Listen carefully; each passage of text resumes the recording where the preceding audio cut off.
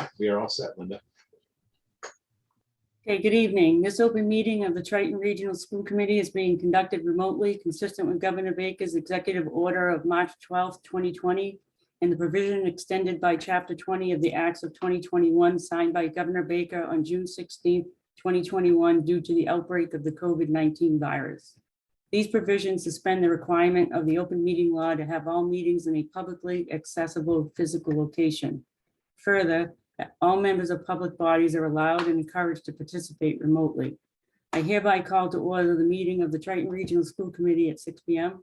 I am Linda Lukowski, Chair of the School Committee, and I would like to confirm that all members and persons anticipated on the agenda are present and can hear me. Members, when I call your name, please respond in the affirmative. Erin? I'm here and I can hear you. Susanna? I'm here and I can hear you. Paul Goldner?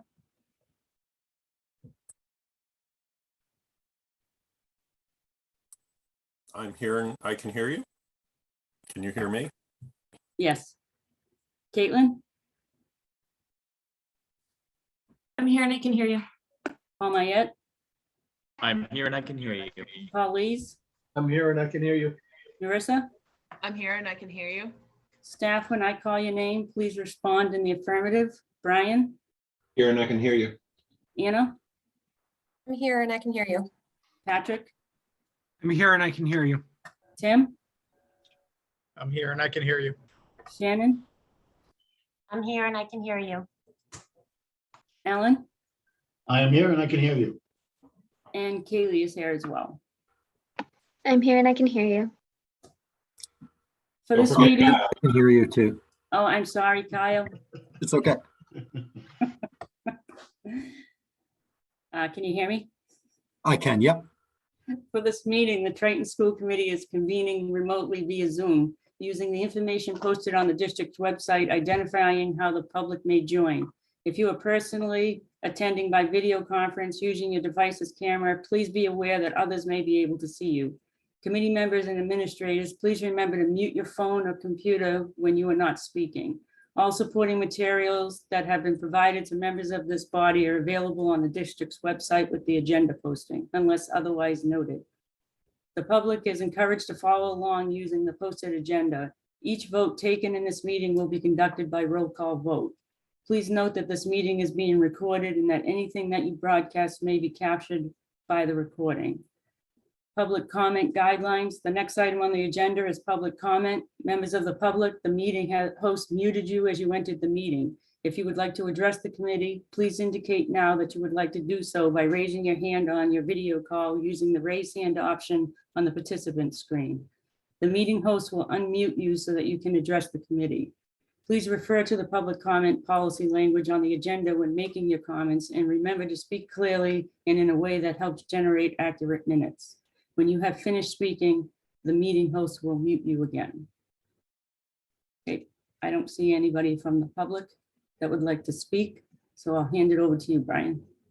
I was going to say, we have one in a Mary Geist. I don't know, but you weren't waiting to make a comment, were you? Okay. So I won't take a lot of time. I know we started this last night, but just to make sure those that might be watching it later, this is the second of 3 nights of budget presentations. We're getting ourselves back into our normal budget routine where all the principals and administrators come to the committee and directly make a pitch for the spending that we believe is important in our specific areas across the district to effectively meet the needs of students. So we had the 3 elementaries last night. Spent a couple hours hearing from them and discussing the needs that they presented.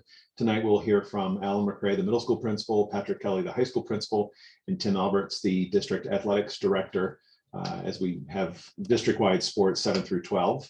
And then tomorrow night, we'll hear from all the district-wide programming. So without any further ado, I'm going to hand this over to Alan as the middle school principal to make his presentation and let the committee follow up with questions. It's all yours.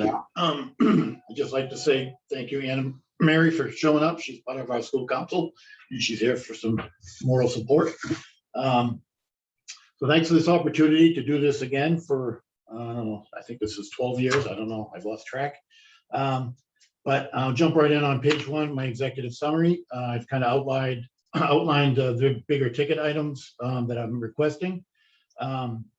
One thing I wanted to acknowledge that we were able to add a math specialist this year prior to this process, which is, I think, already had a pretty big impact and would have certainly been in this request had it not been already in place. So we're very happy to have that person on board. She's doing a great job. The other personnel issue I wanted to request was a half-time person to work in our office in the morning. Years ago, we had 2 full-time people like all the other offices in the district. There was some budget cuts somewhere around 2008-9, and that position was cut. We did attempt to get it back for a few years, and then we kind of worked into a place where we could manage with one. And I just noticed lately that to have someone here about like 7:15 in the morning till someone around maybe 10:15 to help out with the phones, help out with attendance, the door, those kind of things, the heavy traffic in the morning basically would be very helpful to have. And also, we don't really have anybody to take our administrative assistant's place when she's out. And that we could train this person to know all those systems and be ready and be able to substitute for the entire day if needed. So we're ready to ask for that again. The other larger items that you'll be hearing about are, I wanted to add in a performing arts budget. The middle school doesn't really have one. We kind of rely on after-school programming and grant money for that. And in our talks earlier this year with Ms. Densmore in the high school and stuff, we thought it might be a good idea to try to put in something that's budget-driven rather than grant-driven and kind of beef it up a little bit. I know those kind of programs have been kind of hit hard by this pandemic, band, chorus, those kind of programs. And we'd like to have a situation where we can get some people in place to really drive those activities. So we'll be asking for that. There's some money that's needed for STEM scope licensing per student that's coming out of the district budget into the middle school budget, about $2,000 added there. You'll see that there's a few items. I know you spoke about this last night where I kind of added like an 8% to each line to just make up for, I don't know if anybody's paid their gas bill or electric bill lately, but everything's going up. It seems to follow that pencils and paper and all that stuff will too.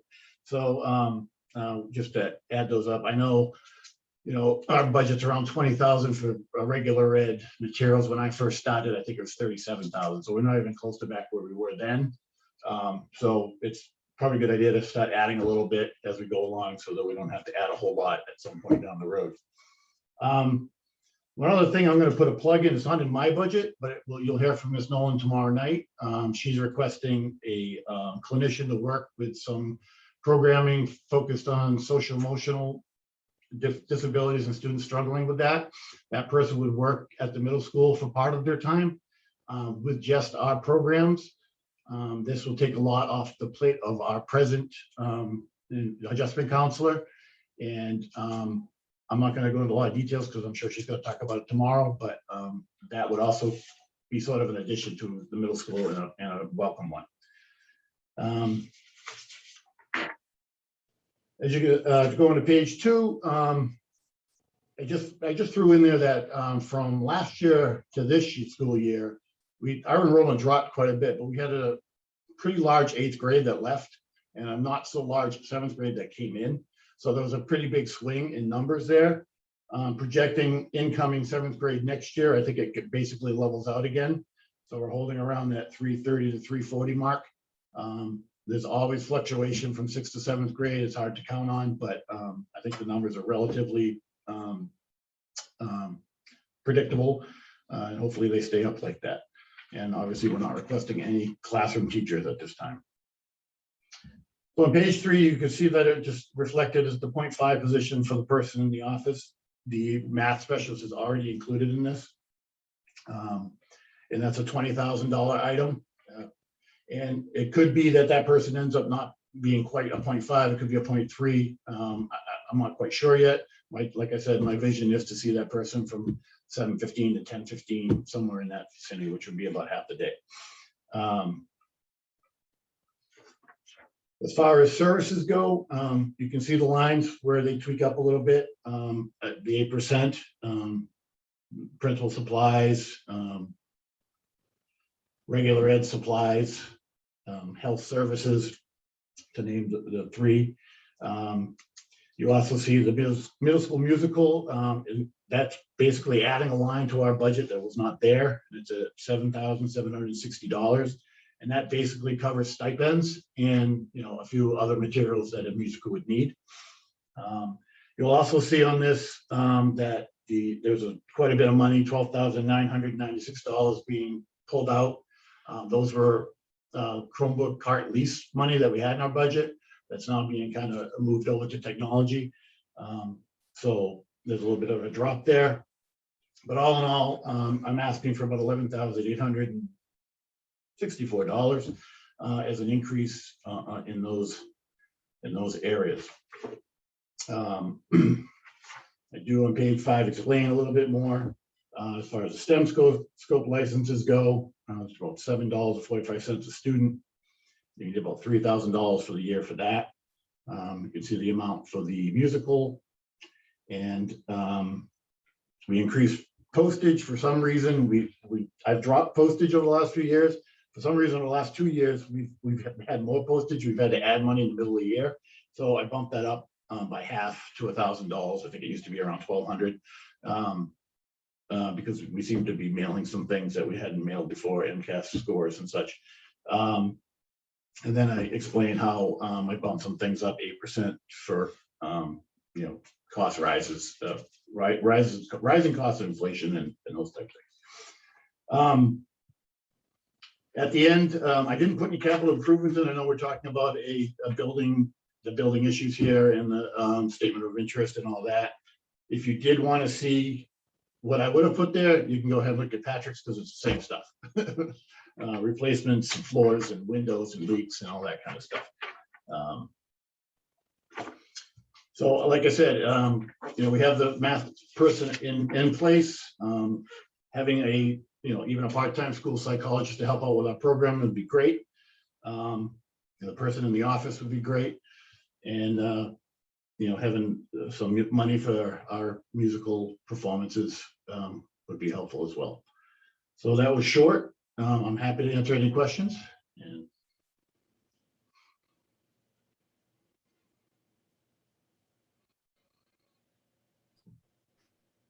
All right, so where did Linda go? Linda disappeared. Do you want me to proctor questions again tonight? I'm operating like I did last night. She said yes. Yes, Let's go for it. that would be fine. All right, thanks, Al. So Narissa, questions?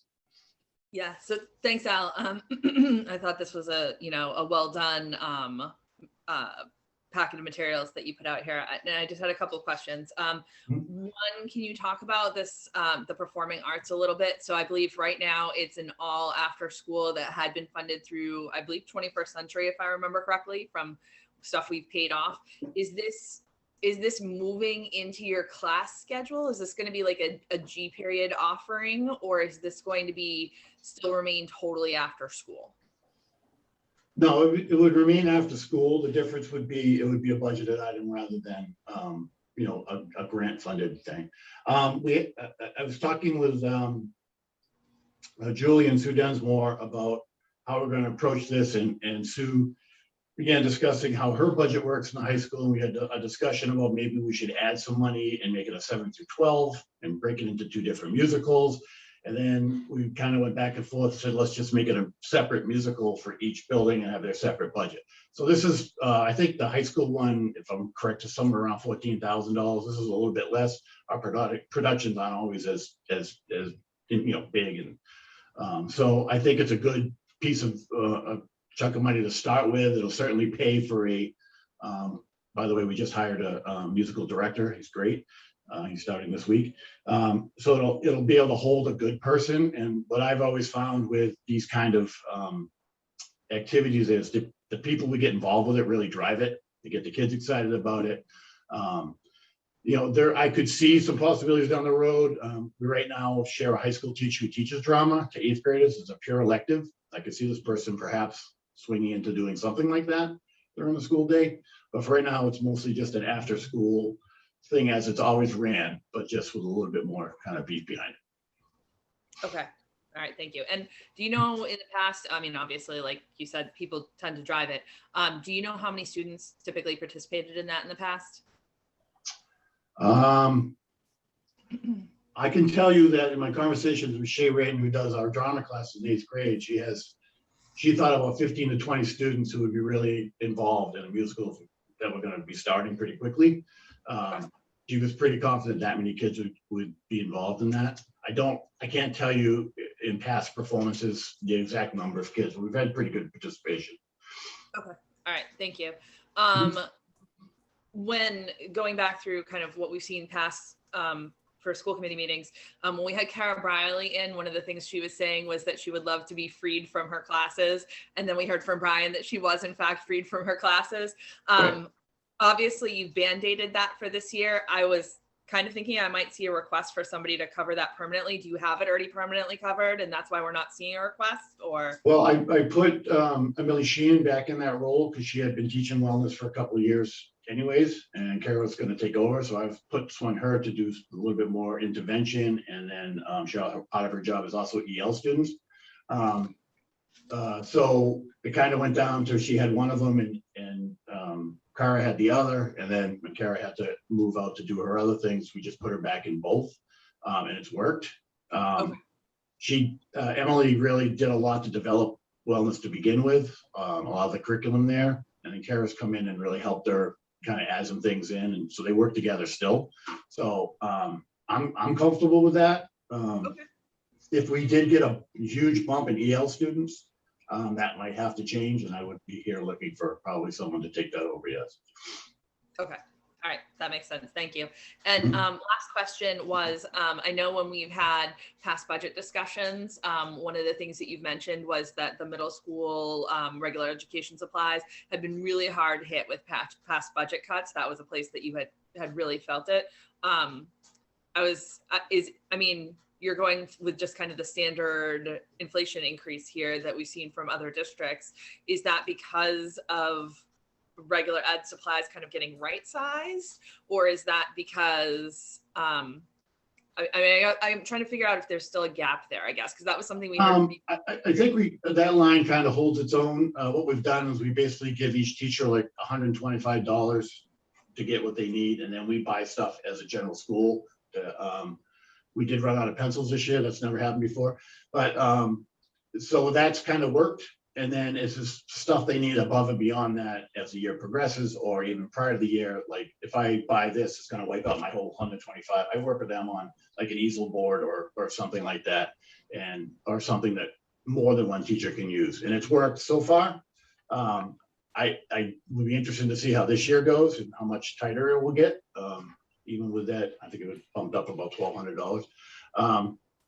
But yeah, I hear what you're saying, but we've kind of found a solution for that, and it's working so far. So I didn't want to get too crazy there. Yeah, no, I hear that. I just, in all those cut years, it's been sitting in the back of my head. Yeah. So I just wanted to make sure that you were good and not feeling like, 8% was what everyone else was doing. And that's where you felt like you needed to be as well.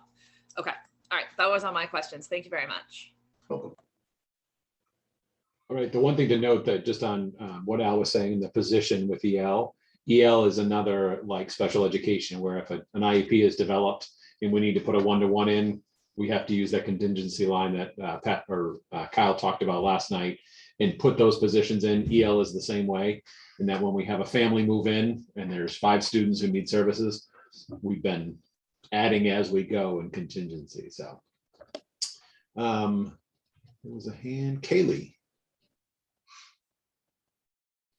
I just wanted to say that I am fairly certain I know the answer to Nurse's performing arts question. Having I worked on Aladdin Junior, which was the last middle school production that Triton saw.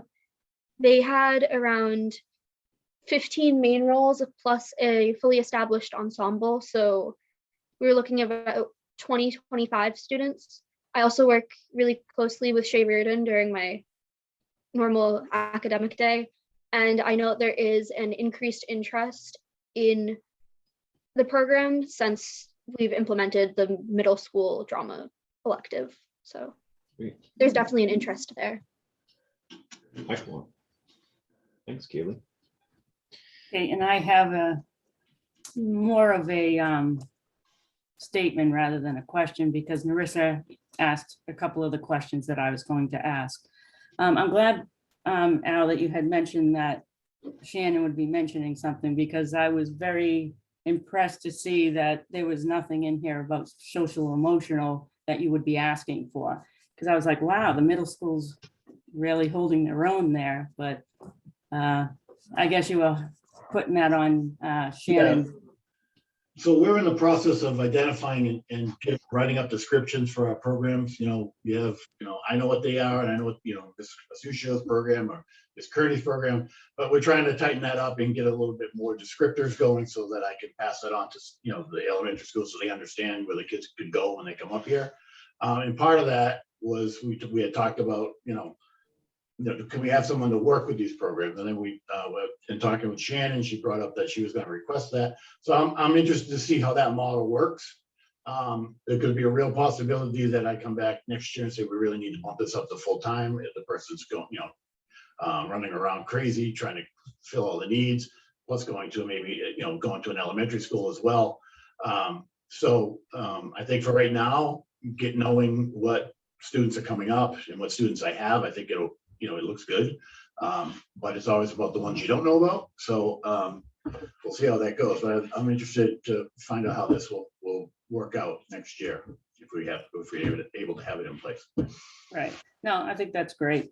Also, you mentioning about the performing arts and also the STEM scopes. I think it's great that we're trying to add in extra activities for the kids, especially during this time. That will really help to occupy their time and to give them something else to look forward to coming to school. Thank you very much, Al. I think you did a great job with this. It was very to the point and exactly what you needed. So I appreciate that. Well, no one needs to be here for 3 nights in a row any longer than they need to be, right? Okay, right. that's all. That's all the questions I had. No other questions for Al? All right. Thanks, Al. Appreciate it. Thank you. All right, so I'm gonna, without further ado, pass the baton over to Patrick. Good evening, everyone.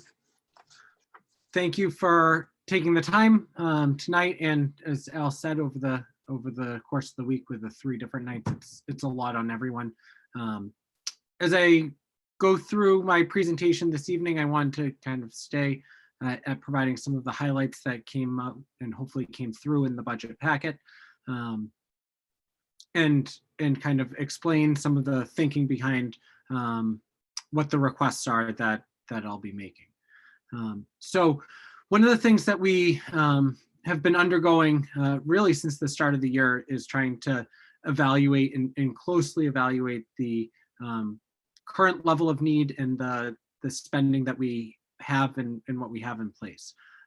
We're continuing to try to grow our programming and also trying to think about remaining fiscally responsible while we do so.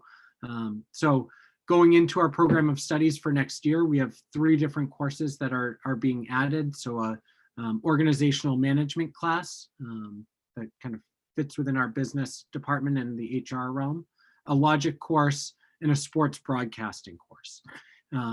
We think that within our current budget for just about all of those, we'll be able to get the resources that we need for the startup costs for those courses. Just to give a sense of some of the other offerings that we've been able to add over the past year. So we added a metalsmithing class, an American legal system class, an American history through films, a true crimes course, a French film course, a creative writing course, and a basics of composition. So we keep trying to add to our programming, thinking about ways in which we can really distinguish Triton and distinguish our program of studies, while also making sure that the things that we're adding are done so in kind of a prudent way. We were really lucky this past year with that metalsmithing class that we added, given some of the end of year spending that we were able to do based on where we were able to shift money through COVID grants. And so it left us with a little bit of wiggle room to get a program that has a workshop off the ground with some startup seed money. So as we went through the budget process, we did take a close look at our staffing. I wanted to just address a typo that's in the on page, let me just get the right page 5, on the current level of staffing. It reads as 97.25 and instead of 97.75. So there's a 0.5 typo there that comes through from our special education non-professional line. So I wanted to just address that first, and then talk about something that we were able to do that's not reflected in this chart, based on needs that we saw and also some of the hiring challenges that we were presented with. So starting in early August, we had 5 resignations for instructional assistant positions, and we spent the better part of August and September and into early October really searching to try to fill some of those positions, and we're unsuccessful in doing so. One of the, what I would say, silver linings from that is that we figured out how to staff our classes a little bit differently, and to utilize our staff in a little bit different way, and made the determination that we would be able to kind of swap for the same budget allotment, 5 instructional assistants for 2 licensed special educators. And so we were able to add 2 licensed special educators for, I think it ended up being slightly less than what we had allotted for those 5 instructional assistants.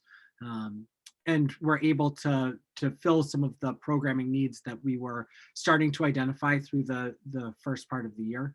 So one of those special educators is now working in our Essentials program, which predominantly works with students whose disabilities fall within the autism spectrum disorder range. And we had an increase in students in that area, and in hearing from our folks in the special education department, they had known of an additional increase that's coming up from 8th to 9th grade in the coming year. So kind of forecasting out what a potential need would have been. And we were also able to add an additional special educator to our REACH program, which services students whose disabilities are more social emotional, typically students that oftentimes have a history of trauma. And so we were able to support some of our students that had greatest need in returning from what has been kind of an uncertain past 18 months or almost 2 years at this point. So we've been kind of taking a critical lens to this. One of the other things that we were able to do in looking at our staffing numbers that again isn't reflected there, our mathematics department had a retirement at the end of last year. That was a department that historically had the smallest student to teacher ratios for each of their classes. And we were able to put that a little bit more on par with the rest of the building. So where they went from around 16 students in a class to closer to 18 students in a class. And it allowed us to add additional sections where they were of greater need in our English department and our world language department. So we were able to move some of those FTEs around to better meet the needs of the students that we were seeing in front of us. The last place where there's a reduction in staffing from last year to this year, and Tim may speak to it as well, is in our athletic trainer and athletic non-professional position. So the administrative support that Tim has went from a 1.0 position to a 0.5 FTE, and then we're contracting out for our training services.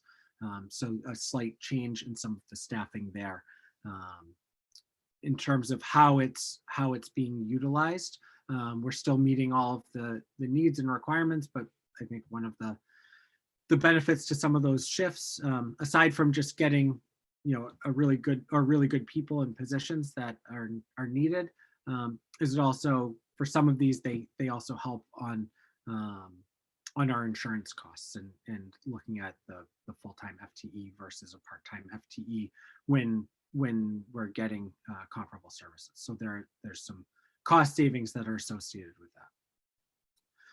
So in terms of the asks that I have in this current budget that are outlined in the staffing section. So the first is for a school to career counseling coordinator. So this position would be someone that is primarily looking to support within our guidance department students who are not certain they want to go directly into post-secondary education. On any given year, this makes up around 10% of our student body. Over the past 2 years, we've seen an increase in this area, and we've had more students that have said, I'm either going to defer for a semester, I'm going to defer for a year and go into the workforce, and then when things are more certain, I'll go to college. But looking at what the needs of our students are and what we're hearing from students and families, this is an area where we're hearing from a number of students and families that they would love someone that could help them really get a sense of what it is like and what they would be able to do entering the workforce, to be able to liaison with community resources, with outside agencies, and really help to get students who are choosing not to go directly into college to help place them on solid footing when they leave Triton. So when you look at most of the documentation that comes out of the school or the district, it's college or career ready. And we feel like one of the places that's a gap is that career readiness, and really wanting to make sure that that remains a focus because there's a sizable portion of our students for which that is an immediate need. And then for the rest of our students, we can put them on more solid footing prior to their leaving us for college. So we would see this person helping to run our internship program that we presented just a few months ago, that they would be able to work with local businesses on finding students opportunity, both for whether it's with an internship program or after school work, that they could help run career fairs, which we've done some of, but we're pulling from other people that we have on staff to make some of that work, that they could do resume writing and practice interview skills with students, that they could do job proficiency training, workplace etiquette, conflict resolution, the things that our students are going to need when they enter the workforce to be successful employees or business owners wherever they go. I think we also want to make sure that we're providing students with exposure to areas that they might not previously have had exposure to.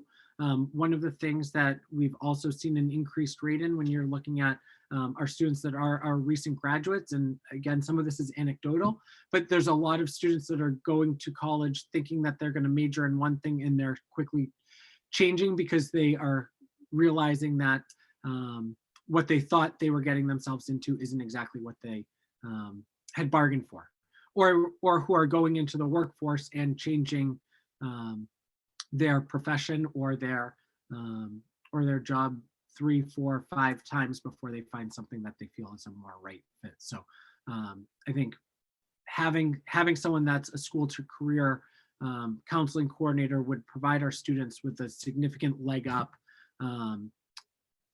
in contrast to some of the area schools who might not have this, and put them in a position where they are ready to they're ready to enter the workforce.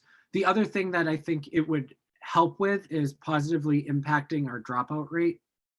And I don't have our specific dropout rate in front of me, but I can tell you that we've had an increase in students over the last year who have left with plans of what they're going to do next, whether that be finishing through TECA or Penn Foster or one of the other online schools.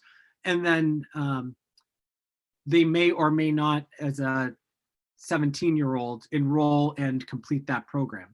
And when they don't, we own them as a dropout oftentimes if they haven't successfully enrolled and followed through on the plan that they told us they had. So I think part of what we want to do is make sure that we're looking at capturing those students and finding ways to keep them engaged in Triton High School and find ways to keep them as our students, so we can, one, successfully see them graduate, but two, make sure that we've got offerings and tracks that are going to allow for them to see themselves as successful within our school community.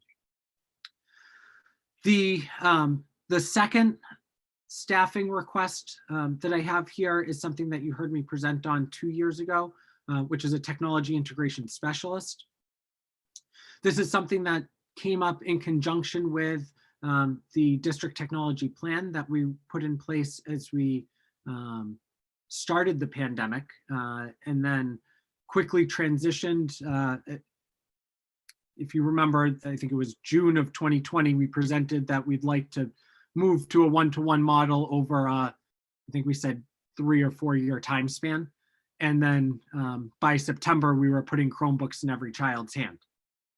And part of that technology plan that we were developing and drafting was thinking about the training and professional development that we want in place on an ongoing basis for staff.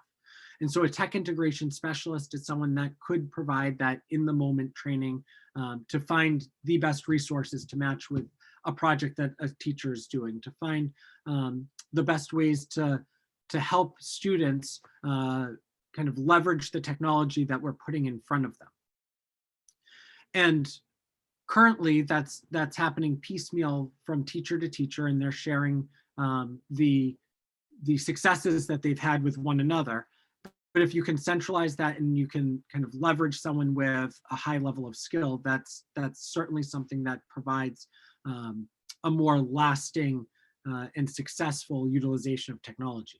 I think one of the things that you heard me say when we were presenting out that plan was that we didn't want the Chromebook to become the new notebook, right? We want to be able to use that technology for its full potential. And if we're not putting in place the infrastructure that's necessary to use it to its full potential, then we're spending a whole lot of money in our technology budget, in our district line items on computers for every child that might not be utilized to their full capacity. And that seems like a resource that we wouldn't be using as appropriately as possible. Some of the other things that I would love to see a tech integration specialist help us to do is to launch and manage a student technology team. So where we could be training students to help repair and fix and manage some of our Chromebook devices, and really to provide a lot of professional development, whether it's on an ongoing basis with teachers or on a more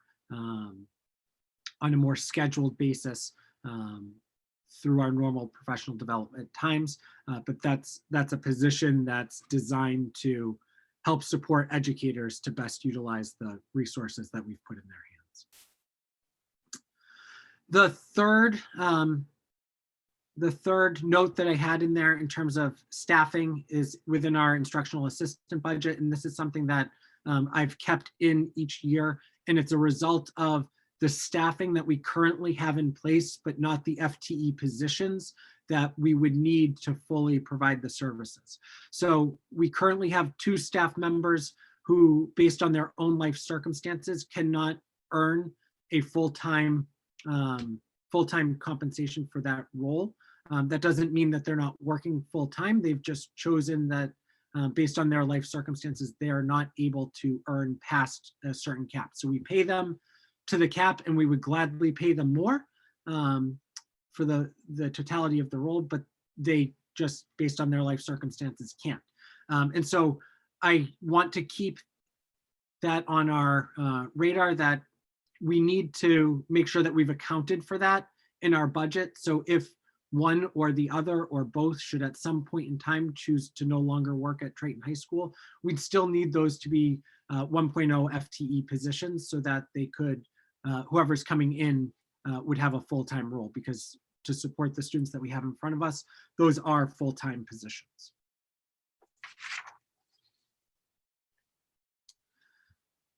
moving to the other part of the budget, the non-staffing portion of the budget. I wanted to just touch on a couple of significant changes. And I didn't, so in talking to Kyle about our budget and our line items, and looking closely at where our spending has been in certain line items and where it may end up being, I didn't put in place an 8% increase across the board on some of our supplies because I thought we were in a good place in some of those areas. But where you will see a jump in that regular education supply line item is for stamp proficiency testing. And this is something that I referenced in several different places in my budget workbook. So the stamp testing is the proficiency testing that we've been doing for our world language department with our students who are seeking the seal of biliteracy. So we've had each year somewhere around 10 to 15 graduates for the last 2 years who have graduated with that distinction. And the state and the Department of Ed has moved to a proficiency-based model for all world language courses. And so they've changed their frameworks, and the proficiency testing really helps to make sure that our students and our curriculum help to match the new frameworks that are being put in place. So for the testing, it's $20 a test, and we have around 500 students that are typically taking world language courses. So we're looking for a $10,000 increase to allow for us to pay for that proficiency testing. So this measures students in 4 different domains. It measures their reading, writing, speaking, and listening, and it'll help us to drive instruction and drive instructional practices in those areas. So our goal in utilizing this testing is really for our underclassmen to look at where our freshmen and sophomores are and to be able to help grow in the areas that they need growth. One of the domains that we've seen the greatest need for in our students who are taking the proficiency testing currently, which are typically our highest performing language students, is in the speaking domain. And so each of our world language teachers this year has a goal that's driven around interpersonal speaking. So we've already started making note of areas of need from our students, and would like to use kind of a full data set as opposed to a partial data set from our top performing world language students. But certainly the ability to increase our understanding of where our students are in those domains will help us to successfully drive instruction. One of the other areas that we've seen increase costs around, and most of those costs I've been able to assume in other places, but is within our science department with the consumable goods that they have. So they have, for every lab that's run, they have consumable goods that are needed and necessary. They've got everything from the dissections that they do, which are starting to cost a little bit more, to the use of chemicals and chemical components in our chemistry classes. Each one of those labs has a little bit of an additional cost. And I think historically, our science department has made do on a shoestring budget that hasn't always factored in the consumables that they've needed. And so, one of the things that certainly came across both in our NEASC observation and in our recent meeting with Mike around the statement of interest is the need for addressing some of those science spaces, the resources that they have available to them, and even some of the basics that they don't have that really drive how they're using their time. So just a small example, we have no dishwashers in our science department, which doesn't seem like something that you necessarily always think about. But if you're a chemistry teacher or a biology teacher and running a lab, every one of those pieces of equipment that's touched, you have to wash and clean by hand. And so we're paying our teachers to wash dishes instead of doing the prepping and planning that they could otherwise be doing. So there are things like that that we need to make sure that we're addressing through the course of our budget to make sure that we're leveraging our most important resource, which is our teachers, in an effective way. The other major change that comes up and is detailed in the budget at the end there, that Al spoke to as well, and that I'm sure Kyle will be speaking to, is how we've moved the money for the Chromebooks out of our individual school budgets and into the district technology budget. And so we tried to document where that money had come out of and where it's heading to, and show you what the adjusted dollar amounts would be for supplies, materials, and the like, if we've moved things around. There are other line items that I won't go through line by line where the dollar valuation changed. Some of them went down, some of them went up, and really some of that's driven based on what we've actually had for spending. So like Al mentioned, we've been mailing a whole lot of extra stuff over the last 2 years. A lot of that's driven by the packets that we sent home over the summer, and as a result, we've had increase in postage costs. And so I moved around monies from, my principal equipment maintenance and printing, and my principal professional line items to kind of account for some of that. And so trying to just shift money from where I might have had a little bit of extra to where we've had to reconcile over the last year in our budget, and add to areas that had deficits when we came across them. So I tried to move money in some of those lines to account for that. So those are the highlights that I wanted to share, and happy to take questions at this point. Thanks, Patrick. So for committee members, any questions for Patrick?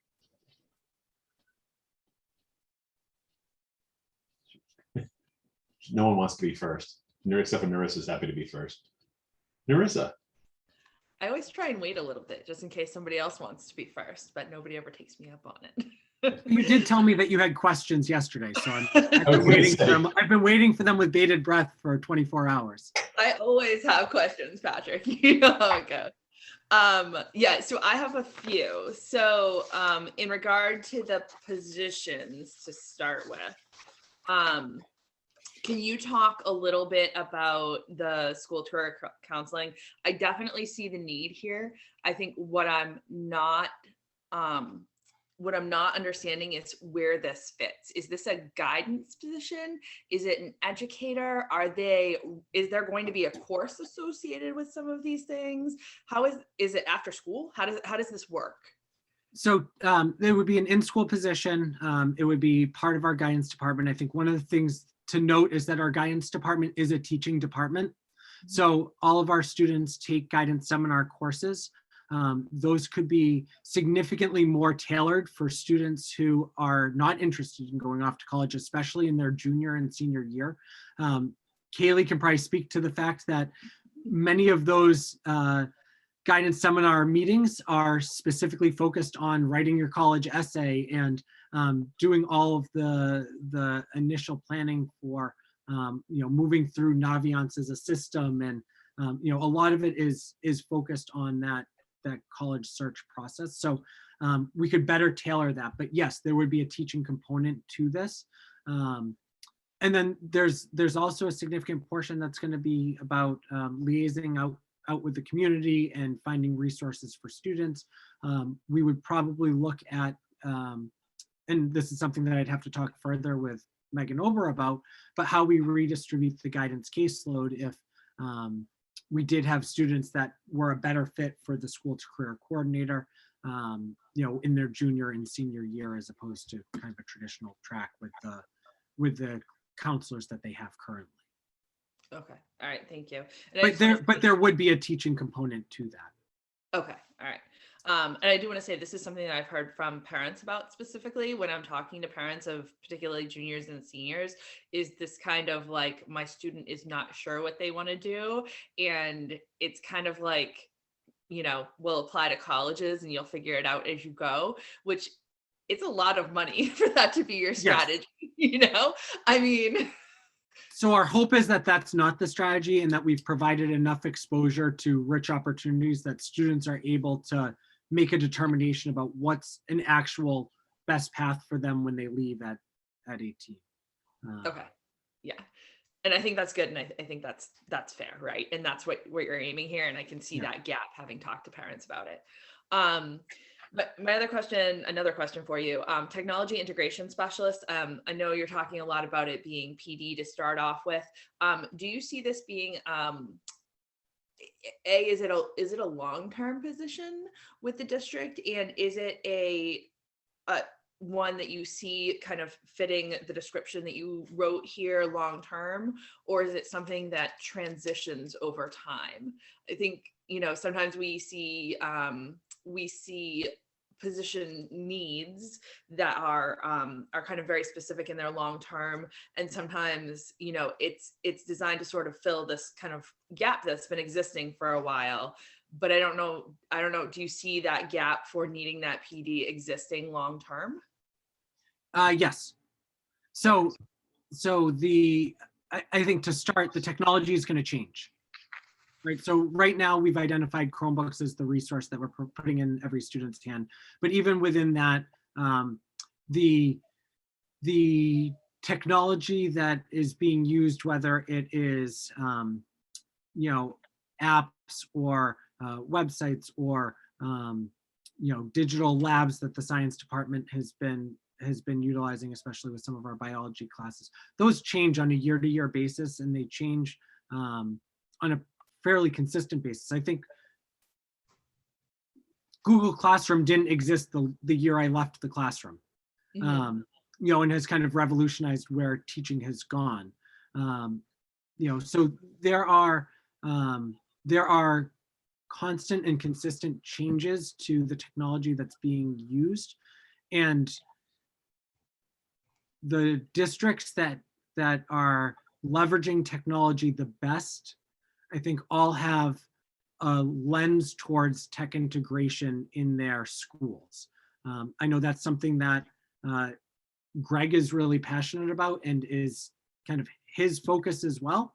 But we should be thinking about how we want to use technology to teach, not about the device that we're putting in every child's hand, but what is it that we want our students to be able to leave us with?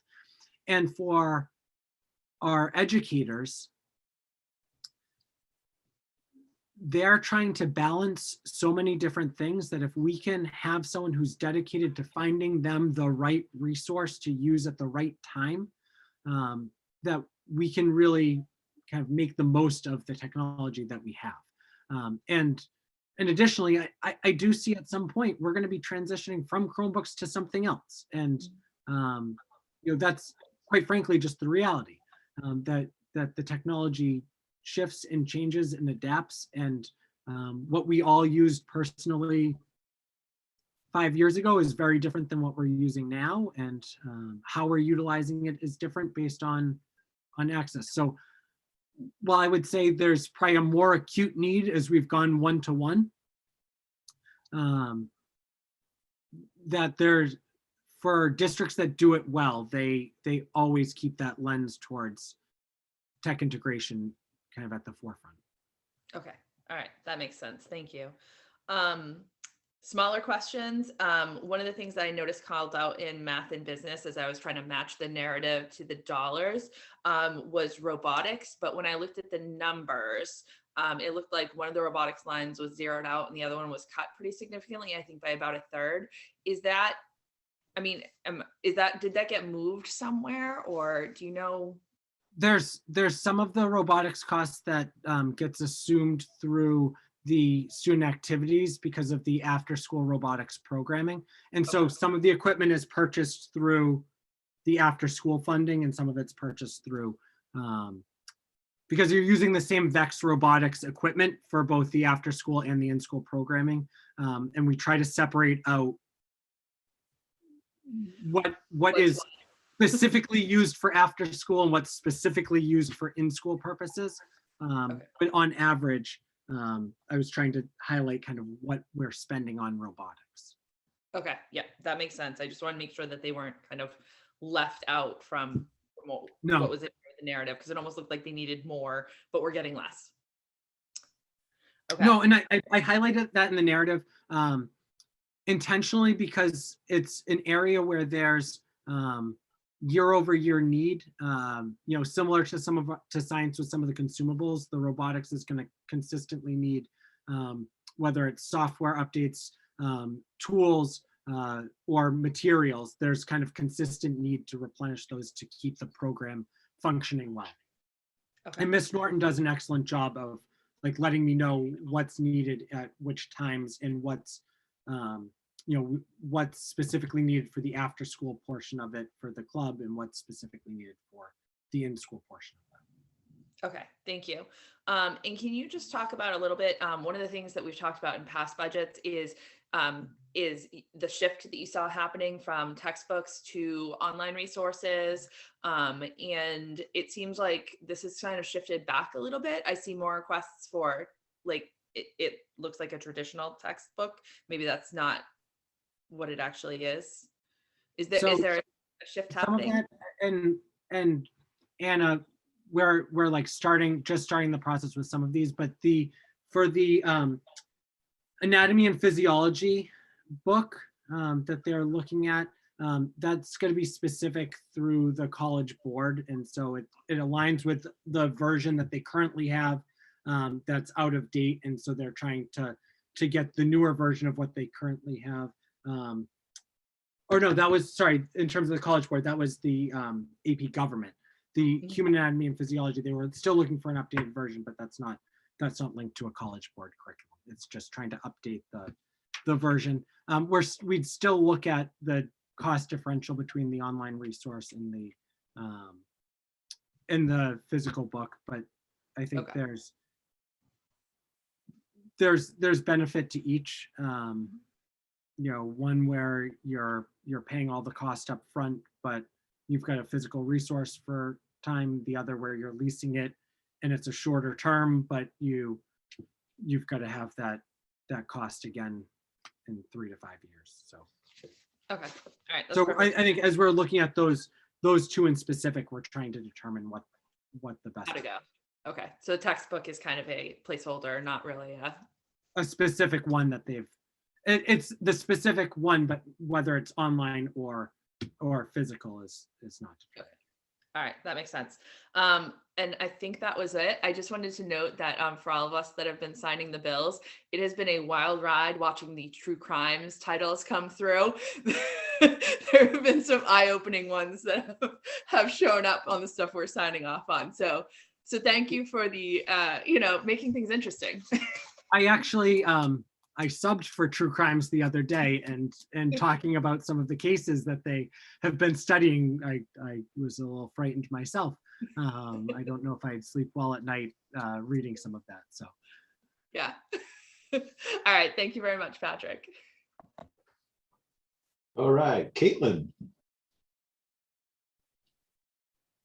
Sorry to get you. No, Always occupied. I echo some of the same questions that Narissa had, so I just wanted to point out that I'm interested to see, why can't I see it now? How the career counseling position wills out as far as dropout rate and where students go and if they find a better matching program post high school if they are not college bound, because unfortunately I have seen many an 18, 19-year-old come home from break to not return. Mhm. And so I was really excited to kind of see this, but I did question how it was fitting within the guidance department if it had a teaching role. So you already answered that and I appreciate those answers, but I would be interested to see how it impacts the numbers. and I agree that we do have a number of students that go off to college and they're not ready and they don't know what they want to do and they get there and they feel lost. And I can remember people that I went to college with myself, who didn't make it through first semester or didn't make it after the first year, and they had kind of floated around and weren't sure what to do and left, and that's an expensive sunk cost for a family. I think it's a huge stressor for the student. So if we can hit that before it becomes that huge stressor, I think we would alleviate a lot of family type situations. And then, you know, it's always the goal to place a student where they're going to take what they've learned at Triton and succeed wherever that may be. So I just wanted to appreciate that. And to tack on to Narissa's true crime thing, it's been amazing to look at those Amazon book lists. I have sat in the office and chuckled and thought, I don't know what class this goes to, but I kind of want to attend. So thank you. Makes us all want to do high school again. Well, it could be, there's the mix too between true crimes and forensics, and there's rumor of a true crimes forensics and American legal system crossover project that's coming this spring. So you could have more that you see. I'd be down for that trifecta, by the way. I'd like to see it. All right, Kaylee. So I was just going to speak a little bit to the career counselor position. I definitely think that it is an amazing experience that we don't have right now from the student perspective. A lot of my peers sitting in guidance seminar and everything, it seems a lot of the times as though the whole point of that is to send us off to college. Maybe once or twice they mention, oh, the trades are a great option and you should explore the trades. And then we spend the entire time working on college prep. So I honestly would like to see, I think if this follows through, a mix between what we currently have for seminar and this position, I think, because a lot of the people I'm sitting in guidance seminar with, they feel as though they have to go to college. And I think if we had the alternative options in front of us, we would be seeing a lot less students going off, getting their gen eds done, but not really sure what they want to do. And then eventually realizing that that's not what they want and wasting all of that money to just come home and realize their passions in landscaping or something completely unexpected for them. So I definitely would like to see that avenue explored a little bit potentially. I like to see that daily news was still included in the line item. I know a lot of students will grab a copy on their way through the halls every day. Just a really cool experience for us to have because it's another form of community involvement that a lot of places around us don't really have. And the last one that I saw was we're bringing back District Arts Festival. And that has not been a thing since I was a freshman because circumstances haven't permitted for it. When I was in elementary school, it was an every year occurrence. And it really brought students together and showed the youth what the arts mean when you're older. And in seeing the drop off of not having districts, I feel as though we've seen a drop off in student participation in the arts. So I would definitely be interested to see how that turns out in the upcoming years. So thank you. Great. Thanks, Kaylee. So any other, Paul Goldner? Just sort of tagging along on that school to career counselor. Like you said, you're seeing an uptick in those numbers, and based on sort of some of the conversations I'm having with 16 and 17-year-olds, I can't imagine that trend is not going to continue, because a lot of what I'm hearing is about that economic transition to college and wanting to make sure that they know what they're doing. And in conjunction with the internship program, you know, having someone doing college or school to career and that transition, you can have people going off either for an internship and then a year or two trying out what am I going to college for, among the more academic students who might typically be going to college, but then get to college, don't like their major and don't know what to do after that. So I think that's really good investment, both for the students who maybe would typically transition to a career or to the workplace, but also for the students who might otherwise typically be heading to college, because that's just becoming so expensive that financial hardship of doing it wrong is weighing more on students' minds, I think. And then the other thing is, can I take the metalsmithing class? Yeah, come on in. No, it's the metalsmithing class is super fun. They actually did their first silver projects this past week, I think. So had been working with bronze and tin, and it's really cool seeing them start to solder things. It was until December before they used any of the hot works, so they had 3 months of safety and polishing before they were ready to solder. So they've certainly built up to it. All right. So no other questions. I have a couple questions. All right. Again, it's with the career counselor. I believe that the pandemic has changed the minds of a lot of students about going on to college and the trauma of that. And it also put on hold a lot of people going to college because it was going to be remote. So a lot of students chose not to do that.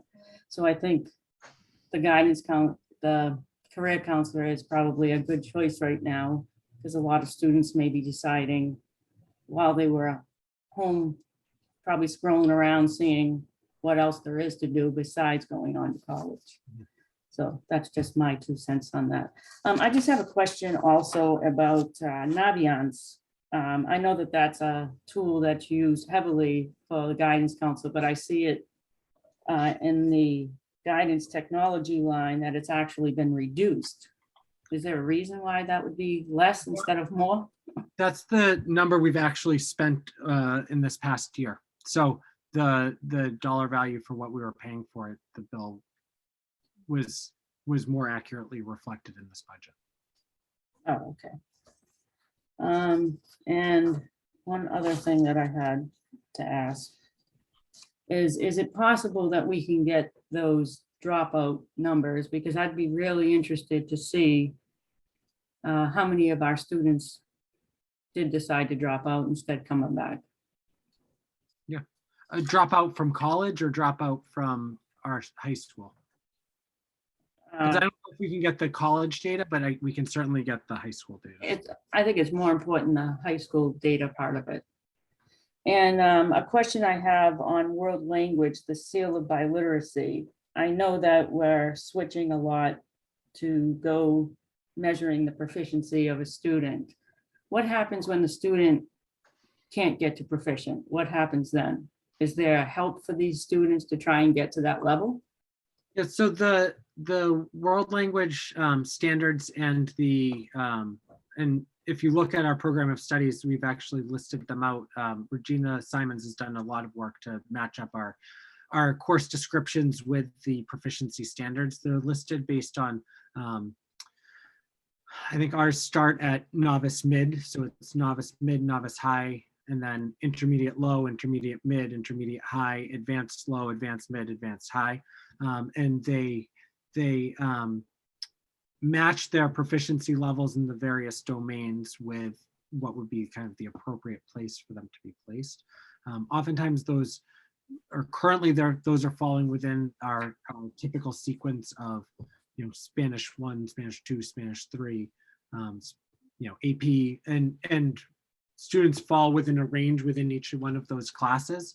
But I think what we're trying to do is look at the student data that we're getting and then better tailoring our instruction to meet the combined data of what we're seeing from the students, I think is the hope. For the individual student, because the teachers would get this as a one-off, so we'd have to determine the best time to give it. Some schools are giving it as their mid-year assessment. so that they're able to then provide those interventions the second half of the year. The time frame that we're typically giving this test, I believe, is end of March, kind of before some of the AP and MCAS season is really underway. And I think you're taking a peek for it now, but I think it's end of March, start of April, that we've done it over the last 2 years. And that doesn't provide as much time for intervention in that current school year. But if we're looking at it for the seal of biliteracy, it makes sense to get that data before before kids graduate. If we're looking at it for informing instruction, at the mid-year point probably is when we would be looking to implement it. Okay, thank you. I want to thank you because I think you've done a great job with this. Again, it was straightforward as to what you wanted, and that's what we needed to see. I don't have any more questions. Thank you. All right. Anyone else? Going once. Going twice. See Tim stretching. He's ready to go. All right. Thank you, Patrick. Appreciate your time tonight and your explanations. Okay. Tim, last but not least, let's talk about sports. All righty. Good evening, everyone. Welcome to my office. Just to be completely upfront, a couple minutes before the meeting started, the bulletin board behind me was overflowing with papers. So I did a little spring cleaning right before, but now it looks like I don't have any notes and I don't do anything. So they are under my desk temporarily. So just wanted to share that with you.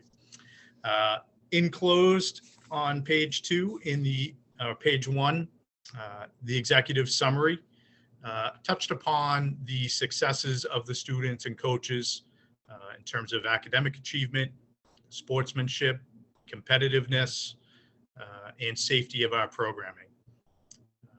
This past year, we had students win league championships, player of the year recipients, coach of the year recipients, student athlete of the month for the North Shore, and overall student athlete of the year for the North Shore.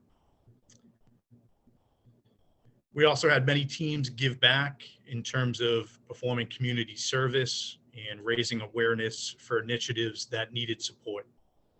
And overall, as a department, we were recognized by our state association, the MIAA, for making the sportsmanship honor roll. The last 22 months certainly haven't been easy, but I'm so proud of how our coaches and our students have responded. And I'm so thankful that our teams are able to compete today. Special thanks to our maintenance department, our custodial staff, and especially our school nurses, who all of those departments have done a lot of work behind the scenes to make sure that the students are able to practice and compete in games and matches. On page 2, shows the athletic department personnel request, which does show an increase for this upcoming year. With budget approval, the athletic department would add unified basketball as a new offering for the fall 2022 season.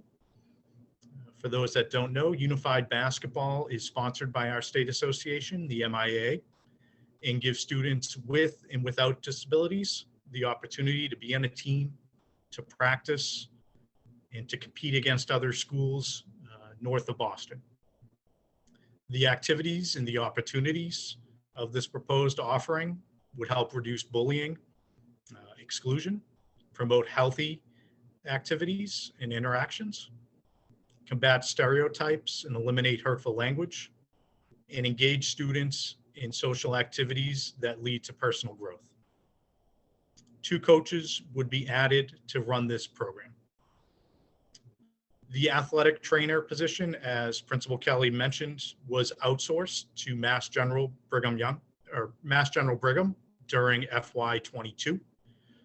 This was how the position was structured prior to FY20, before I arrived.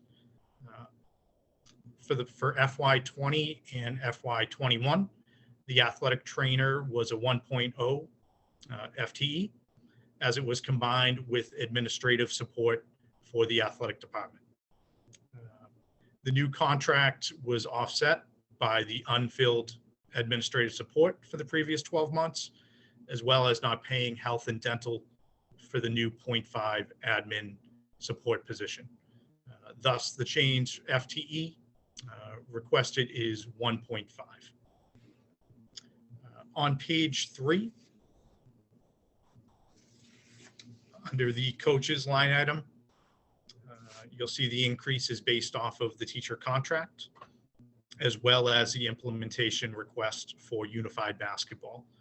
Unified basketball would not be charging a user fee, so it would not be supported.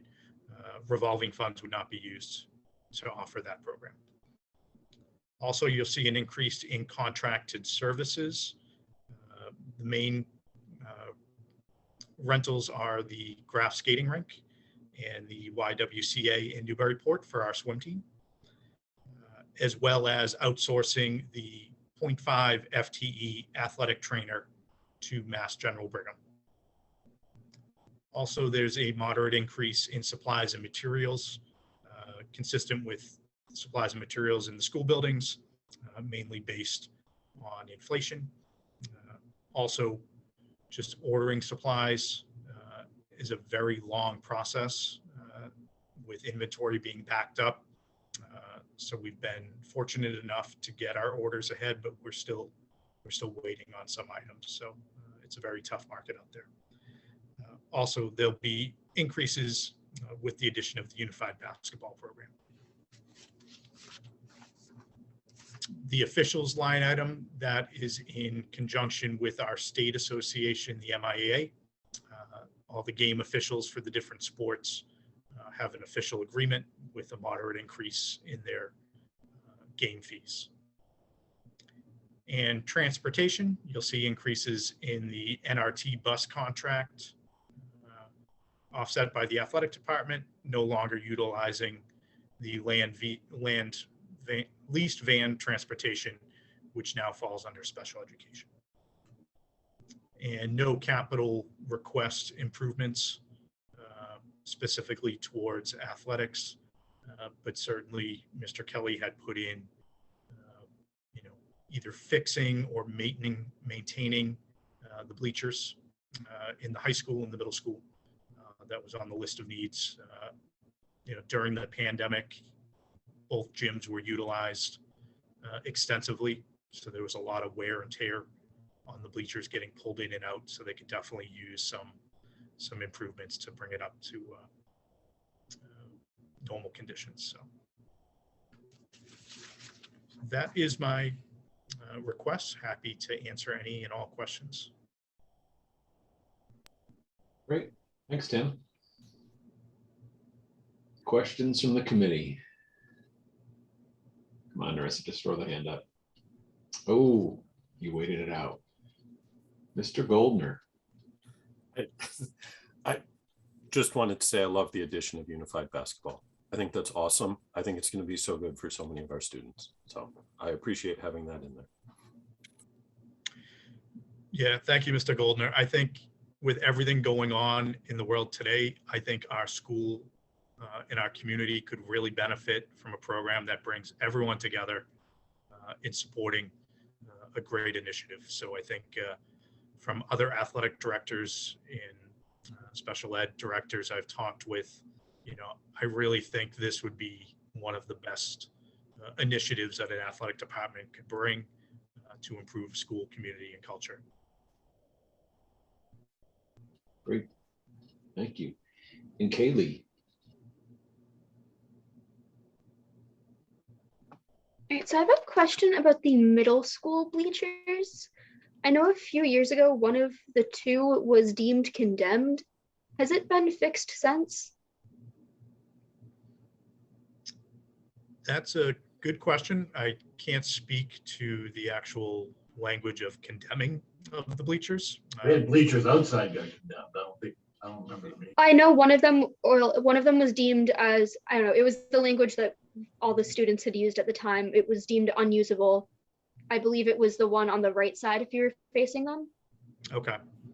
I think it was unusable in that you had to pull it out and leave it out.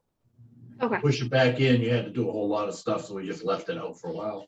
And then I think it got repaired, but I don't remember. okay, Enough to thank be able you. to push it in and out anyway. And I was also wondering, what is the current enrollment in the athletics program numbers wise looking like? Yep. Excellent question. We have for winter, right now we have 320 student athletes that are participating. This past fall, we had 275, and last spring, we had 270.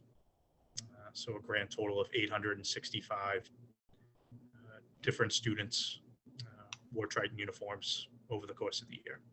All right, thank you.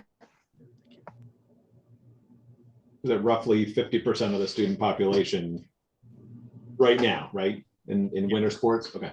Yep.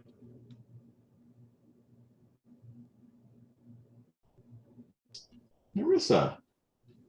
I waited them out. So thank you, Tim, for this. I just have two questions. One is about transportation. I was a little confused in here.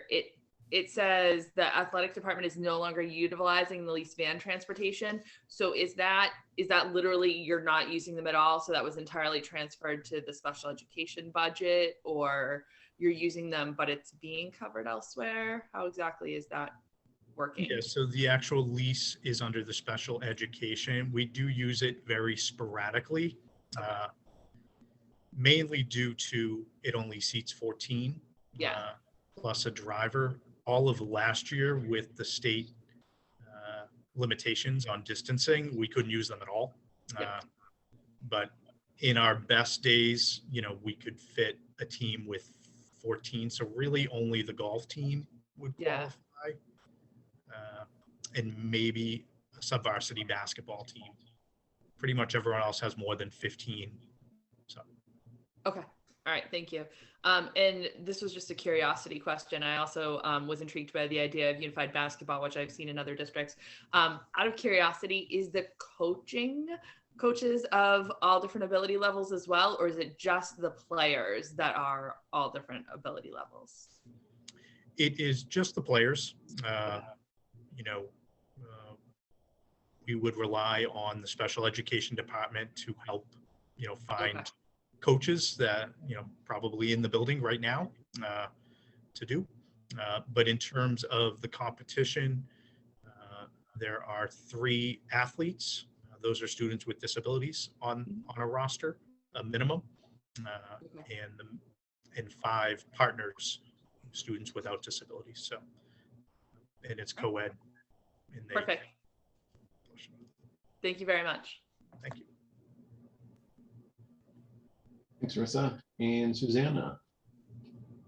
Hi, I just have, two questions. First off, the unified basketball program, does that run alongside the same time as the current basketball program at the same time of year? Yeah, great question. It runs in the fall, mainly due to gym spaces in districts across the state. So it would be a fall sport. Okay. And then just following what Kaylee said, you gave the numbers for participation of student athletes. So that was the total number. What's the breakdown by gender? By gender, I don't have that specifically. I'm happy to run that and get that back to you. Yeah, okay. I just don't have that right off the top of my head. Great. Thanks, Susanna. So any other questions for Tim?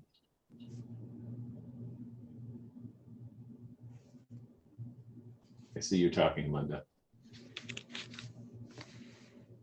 I always think I can talk and with myself muted. I just have some of my questions were answered, but the unified basketball, I actually did see a unified basketball game about a year or so ago. And just the emotion in that gym was incredible because they were really excited to get the ball to the the lesser athletic students. So I think it's a wonderful program that will be great for this community. And I want to thank you for your presentation. Thank you. And that's the only question only statement that I have. Other than, I think that's all we have for presentations tonight, correct, Brian? That is, yeah. So if there aren't any other questions, thank you, Tim, for your time. Appreciate it. Thank you, Al. Thank you, Patrick. I want to thank all of you. Your presentations were very enlightening. And can I have a motion to adjourn? I'll make a motion to adjourn. I'll second. Any discussion? Reminder, one more night of this. Remember, don't forget to come back tomorrow night at 6 o'clock. Thanks for spoiling it, Brian. I know, sorry, just. Okay. Okay, we need to have a roll call vote. Erin, Yes. Susanna, Yes. Paul Goldner, Yes. Caitlin, Yes. Paul Mayette, Yes. Paul Lees, Yes. Larissa. Yes. I'm a yes as well. I want to thank you all for being here, and we'll see you tomorrow night at 6 p.m. Great. Thank you. Great night, everyone. Take care. Thank you. Have a good night. Bye.